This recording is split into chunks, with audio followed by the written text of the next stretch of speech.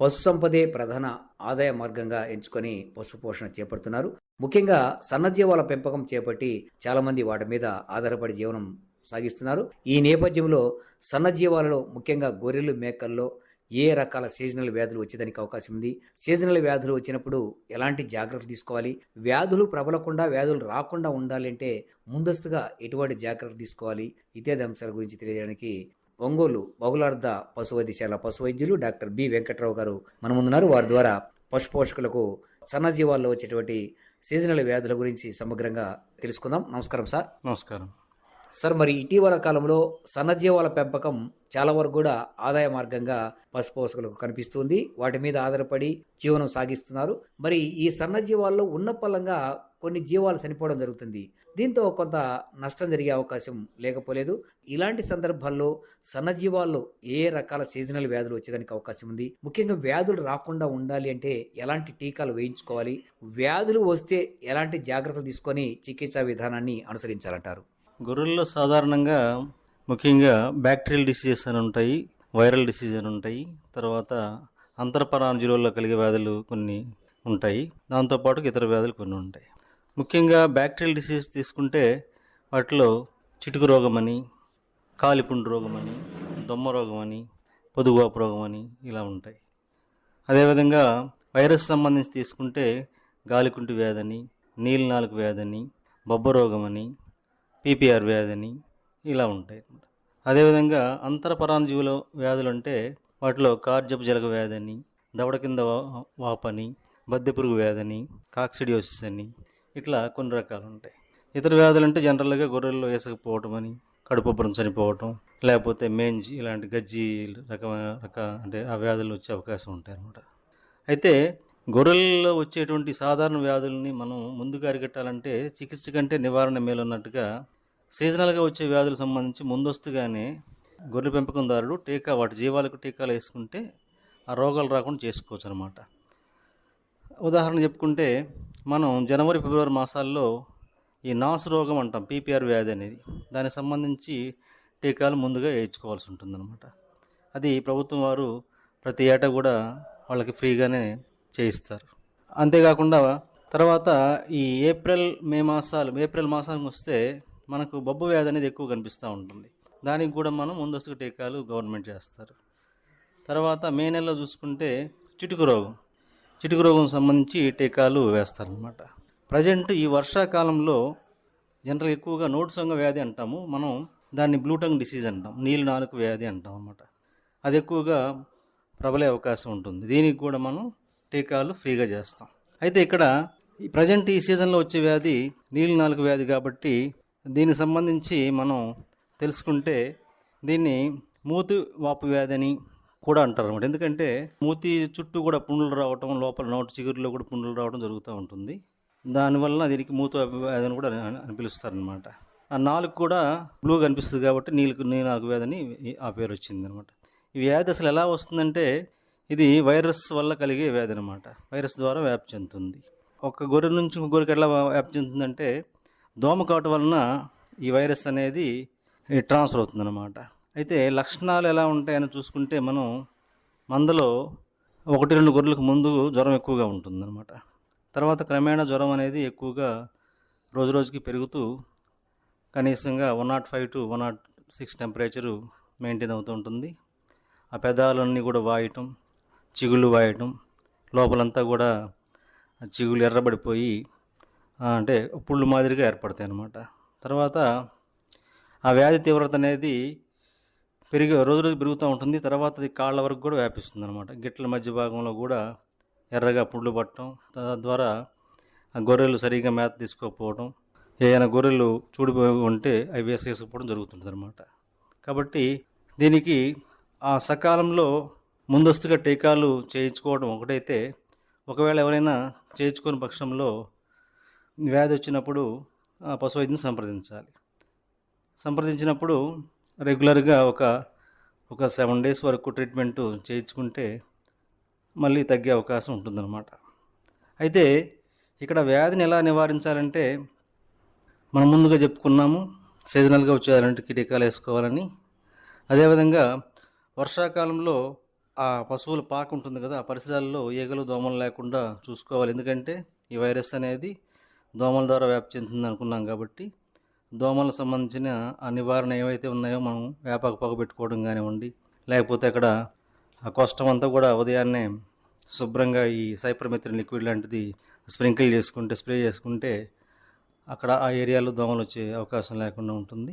అదేవిధంగా ప్రతిరోజు మనం అనుకున్నట్టుగానే ఒక వేపాకు పొగ కానీ అట్లాంటివి పెట్టుకుంటే రాకుండా ఉంటాయి అన్నమాట. వీటికి చికిత్స అనేది ప్రత్యేకించి పలానా వైరల్ డిసీజ్ కాబట్టి సరైన చికిత్స అనేది ఉండదు. లక్షణాలను బట్టి మనం ట్రీట్మెంట్ చేస్తాం. జ్వరం ఉన్నప్పుడు జ్వరం సంబంధించి జ్వరం తగ్గటానికి, తర్వాత ఏదన్నా కొన్ని గొర్రెలు దగ్గుతూ ఉంటాయి. దగ్గుతున్నప్పుడు ఆ శ్వాస సంబంధించి ఏవైతే మందులు వాడాలో వాటికి సంబంధించి చేస్తారు. అట్లా అనమాట. లక్షణాలను బట్టి మనం చేయటమే కానీ ప్రత్యేకించి ఈ జబ్బుకి డైరెక్ట్గా మెడిసిన్ అంటూ ఉండదన్నమాట. అయితే ఇక్కడ ఈ నోట్లో పుళ్ళు ఏర్పడతాయి కాబట్టి తద్వారా ఆ గొర్రెలు మేత తీసుకోవడం అంత కష్టంగా ఉంటుంది కాబట్టి నోట్లో ఉండే పుండ్లను 1% పొటాషియం పర్మాంగనేట్ ద్రావణంతో రెగ్యులర్ కడిగి శుభ్రం చేసుకోవటం. తర్వాత బోరిక్ పౌడర్ అనేది కూడా మనకు హాస్పిటల్స్లో అందుబాటులో ఉంటుంది. వాటితో కూడా ఆ పౌడర్ ఏంటంటే యాంటీసెప్టిక్ లక్షణాలు కలిగి ఉంటుంది కాబట్టి ఆ పౌడర్తో కూడా నోట్లో మొత్తం ఆ వాటర్లో మిక్స్ చేసుకొని నోటిని శుభ్రం చేసుకుంటే కొంతవరకు కూడా ఉపశమనం కలిగే అవకాశం ఉంటుంది. అదేవిధంగా గిట్టల మధ్య ఉండే పుండ్లను కూడా రెగ్యులర్గా ఈ పొటాషియం పర్మాంగనేట్ ద్రావణంతో శుభ్రంగా క్లీన్ చేసుకొని అక్కడ హిమాక్స్ ఆయింట్మెంట్ కానీ లోరాక్సన్ ఆయింట్మెంట్ కానీ ఇలాంటివి అప్లై చేసుకుంటే కొంచెం ఉపశమనంగా ఉండి త్వరగా కోలుకునే అవకాశం ఉంటుందన్నమాట. సన్నజీవాల్లో అంతర్పరాణజీవులు బాహ్య పరాణజీవులని ఎక్కువగా బెడద ఉందని, వాటి వల్ల చాలా వరకు కూడా మంద తగ్గిపోతుందని చెప్పేసి అంటుంటారు పశువుల కాపర్లు. ఈ పరాన్నజీవుల బెడద ఏ విధంగా వస్తుందంటారు? ఈ వ్యాధి రాకుండా ఉండాలంటే ఎలాంటి జాగ్రత్తలు తీసుకోవాలి? ఒకవేళ ఈ వ్యాధి సంక్రమిస్తే ఎలాంటి జాగ్రత్తలు తీసుకోవాలంటారు చికిత్స విధానంలో? అంటే పరాన్నజీవులు అంటే మీరు అన్నట్టుగా అంతర్పరాన్నజీవులు బాహ్య పరాన్నజీవులు ఉంటాయి. అంతర్పరాన్నజీవుల విషయానికి వస్తే ఈ గొర్రెల మందలు ఎక్కువ కూడా ఈ గ్రేజింగ్ అని బయటికి వెళ్తూ ఉంటాయి. ఎక్కడైతే బీడు పొలాలు లేకపోతే ఈ కెనాల్స్ పక్కన ఉన్నటువంటి గడ్డి మేత తీసుకుంటూ ఉంటాయి. ఆరు బయట మేత మేస్తుంటాయి కాబట్టి జనరల్గా పచ్చిక మీద పరాన్నజీవుల గుడ్లు వాటి మీద ఉంటాయి అన్నమాట. ఇవి ఆ మేత ఈ గొర్రెలు తీసుకున్నప్పుడు ఆ గుడ్లు లోపలికి ప్రవేశించి అది మళ్ళీ పెద్దది అయిపోతుంది అనమాట లోపల. అంటే అడలు తీసుకొచ్చేస్తుంది. అక్కడ నుంచి మన లోపల ఇవి గుడ్లు పెట్టడం, వాటి సంతతి అనేది శరీరం లోపల పెంచుకునే అవకాశం ఉంటుంది. కాబట్టి వీటికి ఏంటంటే మనం రెగ్యులర్గా డీవార్మింగ్ చేసుకోవాలి. ప్రతి 3 నెలలకు ఒకసారి గొర్రెలకు డీవార్మింగ్ చేసుకుంటే ఆ లోపల అంతర్పరాన్నజీవులు బెడద అనేది మ్యాక్సిమం తగ్గే అవకాశం ఉంటుంది. గవర్నమెంట్ కూడా ఈ గొర్రెల పెంపకందారుల కోసం ప్రతి సంవత్సరం కూడా 2 సార్లు ఉచితంగా నట్టల నివారణ మందు తాగించే కార్యక్రమం చేపడుతున్నారు. ఆల్మోస్ట్ అందరూ కూడా ఈ అవకాశాన్ని ఉపయోగించుకుంటున్నారు. అయినా కూడా ఎక్కువగా ఏంటంటే మనకు వర్షాల సీజన్లో కానివ్వండి, లేకపోతే ఎండాకాలంలో కానివ్వండి, ఇవన్నీ కూడా ఈ పురుగు వచ్చే అవకాశం ఎక్కువ ఉంటుంది కాబట్టి వాటికి సంబంధించి మనం జాగ్రత్తలు అంటే కేవలం ఈ నట్టల నివారణ మందు మాత్రమే తాపించుకుంటే వాటిని మనం రాకుండా చూసుకోవచ్చు అనమాట. వాటిలో ముఖ్యంగా ఇప్పుడు మనకు జనరల్గా వీటిలో ఏంటంటే టేప్ వామ్స్ అని, రౌండ్ వామ్స్ అని, ఫ్లూక్స్ అని అట్లా రకరకాలుగా ఉంటాయి. లివర్ ఫ్లూక్ అని, రూమినల్ ఫ్లూక్ అని, తర్వాత స్ట్రాంగ్ ఐలోసిస్ అని కొన్ని వ్యాధులు వస్తుంటాయి. వీటిలో ముఖ్యంగా వీటికి ఏంటంటే కార్జపు జలగ రోగం అంటాం వాడుక భాషలో. ఇది ఎలా వస్తుందంటే వ్యాధి కారకాలను నత్తగుల్లలు అంటే ఈ పరాన్నజీవి అని ఎలా వ్యాపిస్తుందంటే నత్తల ద్వారా వస్తుందన్నమాట. నత్తలు ఎప్పుడైతే ఈ గడ్డి మీద వాటి గుడ్లను వదిలిపెడతాయో ఆ గడ్డి తినటం వలన గొర్రెలకు కార్జపు జలగ రోగం వచ్చే అవకాశం ఉంటుంది. ఇది మనం ఒకసారి ఏదన్నా ఈ వ్యాధి తీవ్రత ఎక్కువైపోయి గొర్రెలు చనిపోయినప్పుడు ఆ చనిపోయిన గొర్రెని మనం కట్ చేసి చూస్తే ఆ లివర్లో ఈ జలగలు అనేవి మనకి కనిపిస్తాయి అన్నమాట. వ్యాధి లక్షణాలు ఎలా ఉంటాయంటే మందులో 1-2 గొర్రెలు ఎటువంటి వ్యాధి లక్షణాలు లేకుండానే చనిపోవటం, తర్వాత గొర్రెలు దవడ కింద వాపుగా వచ్చి ఎక్కువగా ఈ పారుతూ ఉంటాయి అన్నమాట. విరేచన డయేరియా ఎక్కువ ఉంటుంది. ఈ డయేరియా ఎక్కువ ఉన్నప్పుడు ఆటోమేటిక్గా ఏమైందంటే బాడీలో ఉన్నటువంటి వాటర్ అంతా కూడా వెళ్ళిపోయి ఆ గొర్రె నీరసించి చచ్చిపోయే అవకాశం ఉంటుందన్నమాట. అట్లా ఈ వ్యాధిని ఎట్లా నివారించాలి అంటే జనరల్గా వాటర్ లాక్డ్ ఏరియాస్లో ఈ గొర్రెల్ని మనం మేత తీసుకెళ్లకుండా పొడి ఉన్న ప్రదేశాలకు తీసుకెళ్తే ఈ వ్యాధి రాకుండా ఉంటుంది. జనరల్ వాటర్ లాక్డ్ ఏరియాస్ అంటే కొన్ని మురికి కుంటలు ఉంటాయి అన్నమాట. నీళ్ళు నిల్వ ఉన్న ప్రదేశాల్లో కొన్ని గొర్రెలు మేత మేస్తూ ఉంటాయి. అక్కడ మేత మేసిన గొర్రెలకు మాత్రమే ఈ వ్యాధి వచ్చే అవకాశం ఎక్కువగా ఉంటుందన్నమాట. సాధ్యమైనంత వరకు మనం వాటిని వేరే వేరే మామూలుగా బీడు పొలాల్లో మేపించే విధంగా చూసుకోవాలి. చికిత్స అంటే వాటికి సంబంధించినటువంటి మందులు ఉన్నాయి మనకు. క్లోజాంటల్ లిక్విడ్ కానీ ఆ లివర్ ఫ్లూక్ అయితే ఏదైతే ఉందో దానికి సంబంధించిన మందులు మనం తాపించుకుంటే ఈ వ్యాధిని రాకుండా చూసుకోవచ్చు.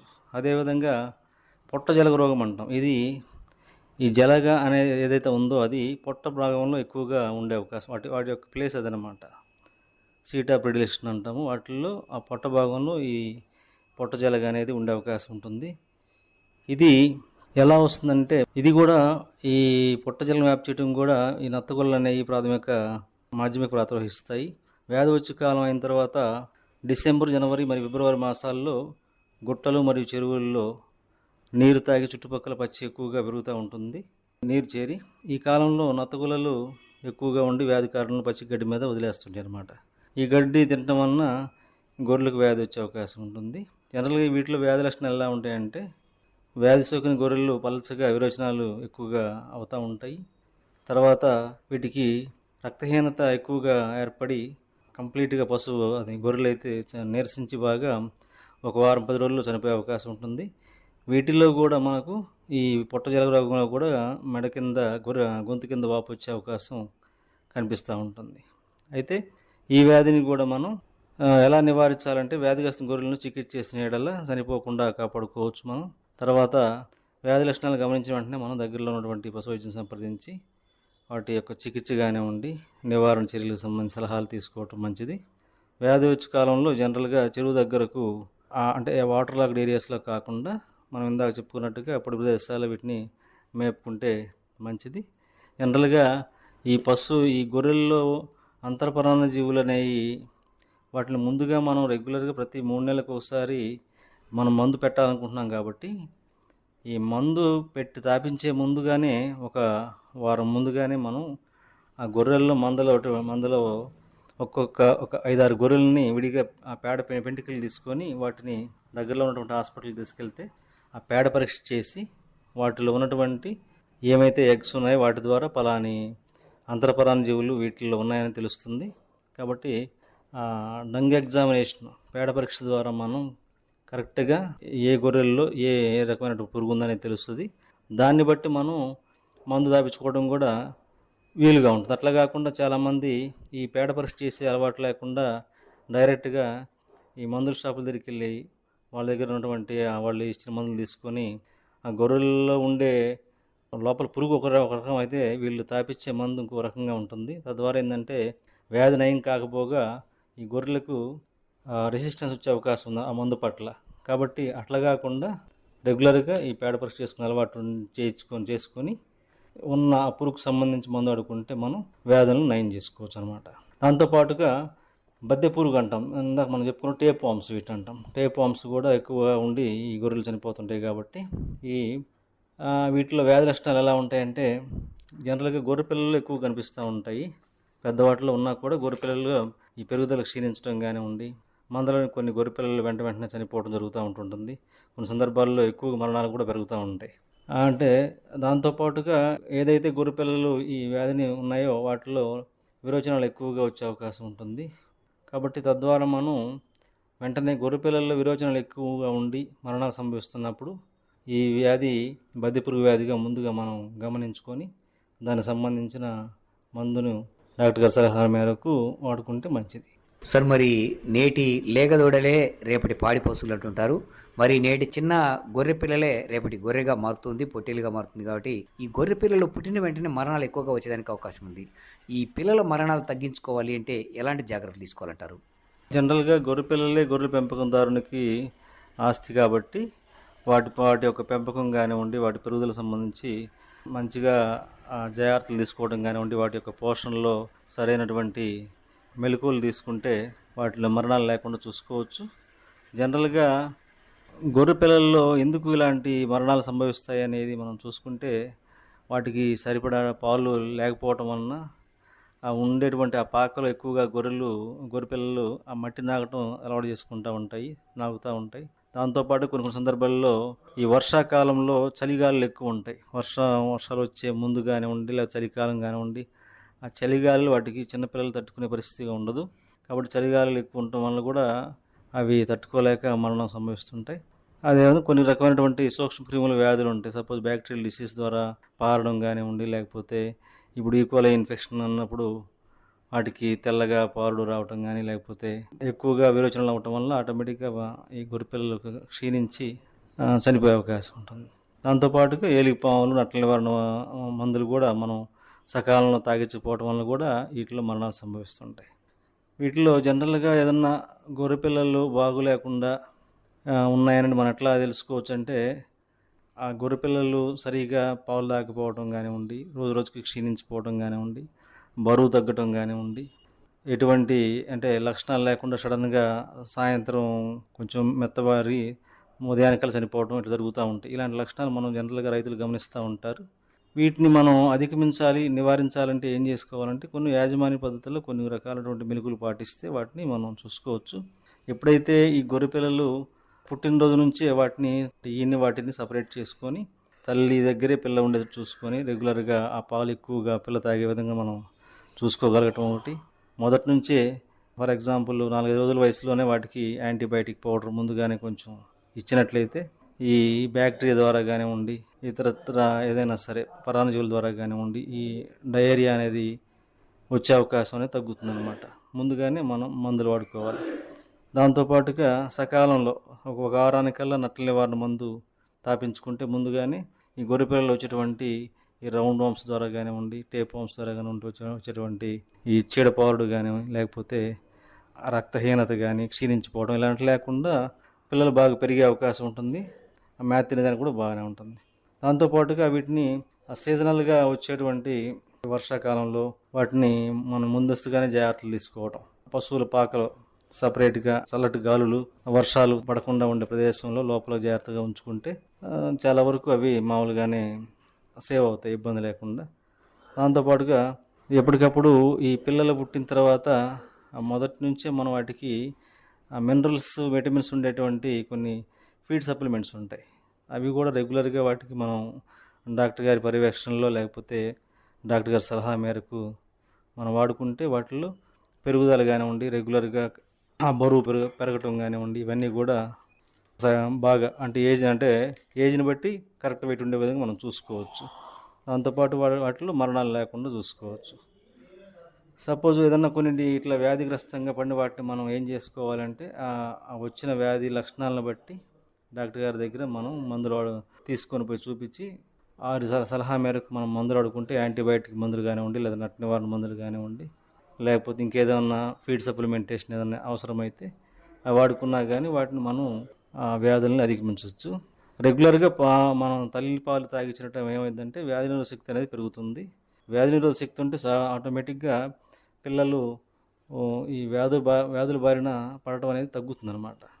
కాబట్టి రెగ్యులర్గా మనం డే 1 నుంచి తల్లిపాలు తాగించడానికి మనం శ్రద్ధ తీసుకోవాలి. రెగ్యులర్గా వీటికి మట్టి తినే అలవాటు ఉంటుంది కాబట్టి ఆ మట్టి తినే అలవాటు తగ్గించడానికి లివర్ టానిక్ అనేది రెగ్యులర్గా తాపించుకోవాలి. వారం 10 రోజుల నుంచి మనం నులిపురుల మందు తాపించడం చేసినట్టయితే మనం వాటిలో మరణాలని తగ్గించుకోవచ్చు. సన్నజీవాలలో సీజనల్గా ఏ వ్యాధులు వచ్చేదానికి అవకాశం ఉంది, సీజనల్ వ్యాధుల నుంచి ఎలా కాపాడుకోవాలి, ముఖ్యంగా గొర్రె పిల్లలకు సీజనల్ వ్యాధులు ఏ విధంగా సంక్రమించేదానికి అవకాశం ఉంది, వ్యాధులు రాకుండా ఎలాంటి టీకాలు వేయించుకోవాలి ఇత్యాది అంశాల గురించి చక్కటి విషయాలు తెలియజేశారు. నమస్కారం సార్. నమస్కారం.